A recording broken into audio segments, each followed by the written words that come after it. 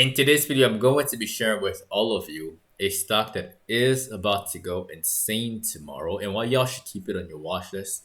I'm also going to be doing an update on the stocks that I've mentioned in the last videos and also answer some of you guys' questions like we always do here on this channel.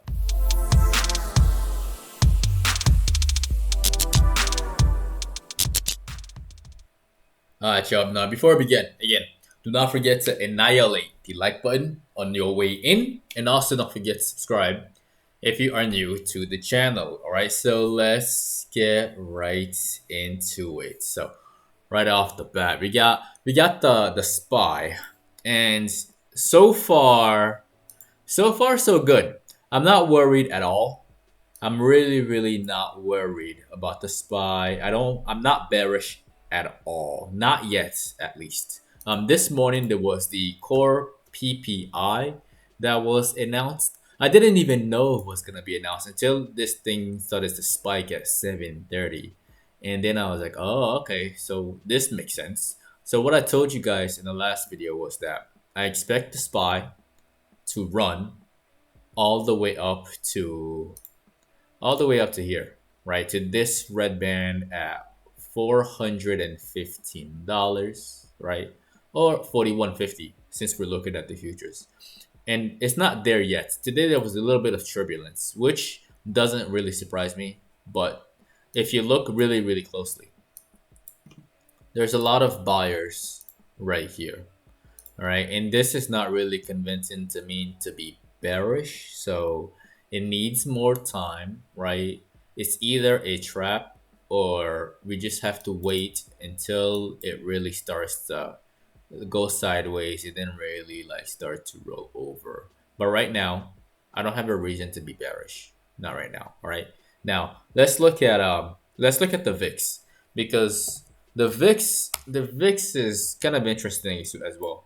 You see that wick right here? Again, on the daily, there isn't a gap on VIX. But if you move on to VXX, it seemed like that little sell-off that we had in the middle of the day took care of this issue right there. So this is taken care of. This gap is filled. Now we can I think that we can continue on the way down here for the VIX. So if you're open up positive tomorrow, which I think it might just be neutral. I don't think the market is gonna jump -1% or +1%. I don't think it's just gonna stay flat, and then we're gonna continue to the upside. So just watch out for that. All right. I don't think I'm wrong. We'll see. We'll see. Now, the stock that y'all should be keeping in your watch list for tomorrow is actually it's a retail stock, but it has its own little thing. It's HD. All right. Now with HD, we're gonna zoom in really closely here. All right. The structure that I see on HD is actually on the 4-hour chart, and the setup is nice. So there is that inverted head and shoulder right there. We got the left shoulder right here, and then we got the head right there, and then the right shoulder. Today it had earnings, which I like the way it performed during its earnings. It didn't collapse at all. It just stayed flat. There was a lot of choppiness going on pre-market, and it managed to hold its own throughout the day. It pretty much closed neutral. And the nice thing about HD and after what happened today is that the contracts got cheaper. All right. When a stock goes nowhere like this through earnings, anybody who bought calls or puts through earnings got crushed. Like they got IV crushed. The implied volatility dropped, which led to the decrease in the value of those contracts. Meaning that if this thing continues to climb up, which I think it will, if something specific happens, there could be a very good opportunity for a day trade tomorrow. All right. Now it will be influenced by one thing and by one thing only. Well, maybe two things. Number one, the overall market, which I discussed. All right. And number two, lows. Lowe's is the other stock that influences HD, and it has earnings tomorrow morning. I don't think that they're going to do terribly. I'm not bearish on Lowe's, not yet at least. I don't have a reason to be bearish at all.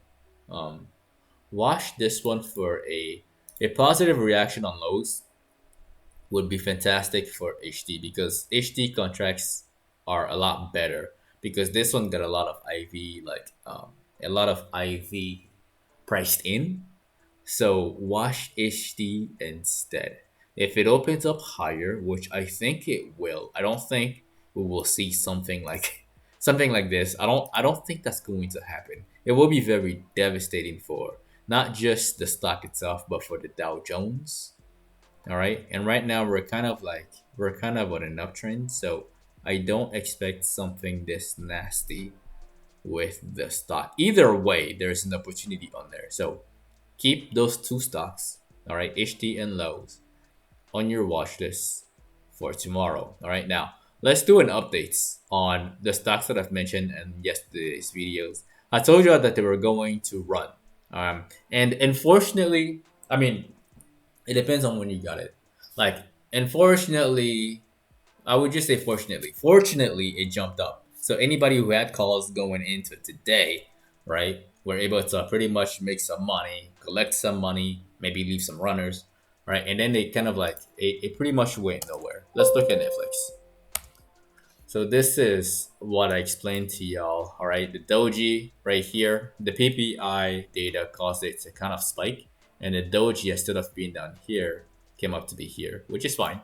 All right, because we were bullish on this one along with Intel, right?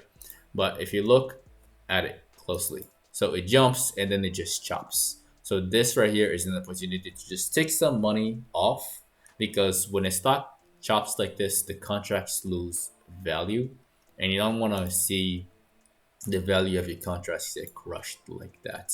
So, am I still bullish on Netflix? Will it still have room all the way up to 330? I think it can. I think it can. All right.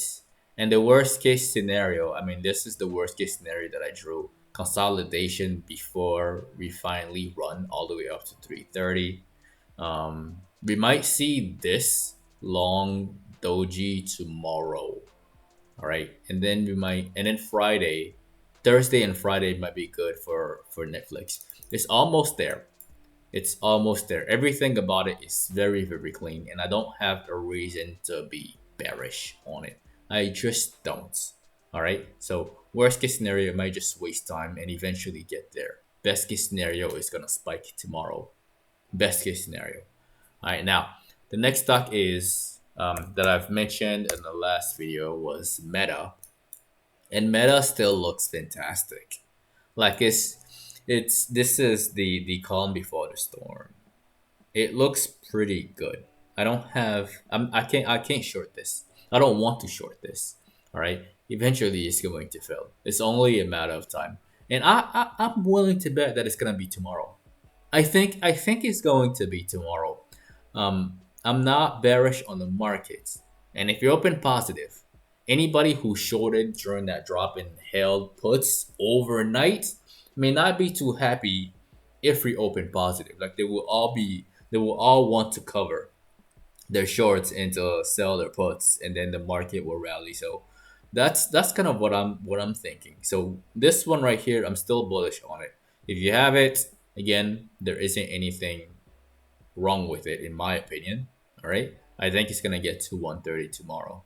Now, the last stock is the last stock that I've mentioned in yesterday's video is Intel, and Intel still looks fantastic. Again, um, it jumped up this morning, and we took some money off. Yes. Again, the way I trade is we got in here.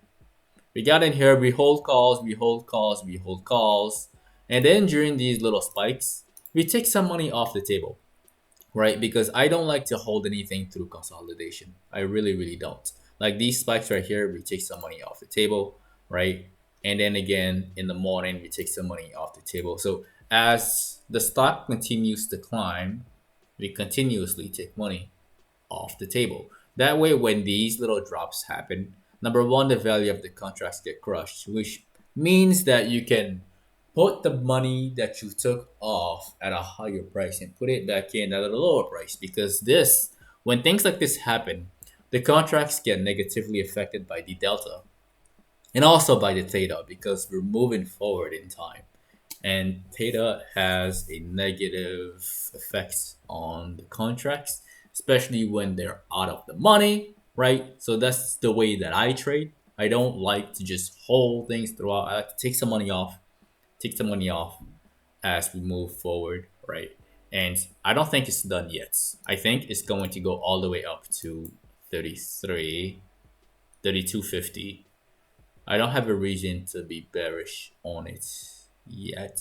All right, not yet. Like I will be short bias if we spike up to like 34. Then yeah, I will think about going in short. But again, this one along with Netflix, worst case scenario is that they waste time first and then they run later. All right, so that's my honest thoughts on these stocks. And somebody, the last stock that I'm going to mention in today's video, someone asked me to look at Walmart's. And regarding Walmart's, again, if you have been watching the channel, I shared this one with y'all on the breakout of this falling wedge. All right, lots of money to be made over here. I told you it will go into the 140s. It did. It chopped a little bit, and this earnings was very, very tricky. I didn't even want to. I wanted to talk about it in yesterday's video, but that video was getting a little too long, so I had to cut it at 15 minutes. I wanted to talk about this one yesterday with earnings, but it's very, very tricky. There was a gap at the top, I think. Yeah, it was. Yeah, there was a gap at the top right here, which was the reason why I was leaning bullish on it. But the way it was looking like, it was just kind of a mess. But eventually, it got to its target. So what is it going to happen next? I think it's just going to chill sideways. I don't think it's going to do too much. The move happened, and people would take some money off the table. So that's my thoughts on that, and that is the end of the video. Again, do not forget to annihilate the like button for the YouTube algorithm. As always, helps the channel a lot. It allows some more people to get this knowledge as well. Also, if you are new to the channel and you haven't done so already, definitely click on subscribe and click on the notification bell along with all notifications. That way you don't miss out on future uploads. If you'd like to be part of a private Discord community where you can get all of this information in real time as I see them, you can find that as the first link in the description of the video below. If you haven't added me on social media yet, you can find me at NGumah and at PATTERNOLOGY LAB on Instagram and on Twitter. And lastly, if all of this is new to you, if you're interested in getting started in the stock market, there are some basic step-by-step directions in the description of the video below. Step 1 to step 3. It only takes about 10-15 minutes for you to have all the tools you need to start trading immediately. You can also get some free stocks after signing up with Webull using the third link in the description of the video below. Once again, ladies and gentlemen, my name is NGumah with PATTERNOLOGY LAB, where we trade patterns and patterns only. And I will see all of you in the next video.